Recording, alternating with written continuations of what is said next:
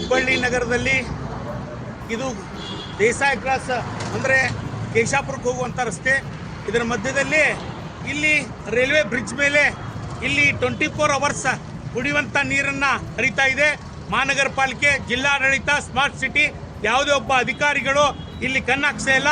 ಯಾಕಂದರೆ ದಟ್ಟನ ಬೇಸಿಗೆ ಬಿಸಿಲಿನಲ್ಲಿ ಕುಡಿಯುವ ನೀರಿನ ಅಭಾವದಿಂದ ಹುಬ್ಬಳ್ಳಿ ನಗರದಲ್ಲಿ ಈ ಥರ ಒಂದು ದಿನ ಏನಿಲ್ಲಂದ್ರೂ ಒಂದು 51 ಎಕರೆಗೆ ಉಳಿಸುವಂಥ ನೀರು ಹರಿತಾ ಇದೆ.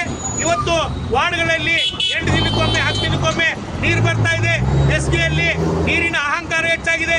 ಜಾನುವಾರುಗಳು, ಪ್ರಾಣಿ ಪಕ್ಷಿಗಳು ಸರಿಯಾದ ರೀತಿಯಲ್ಲಿ ಕುಡಿಲಿಕ್ಕೆ ನೀರು ಸಿಗ್ತಾ ಇಲ್ಲ.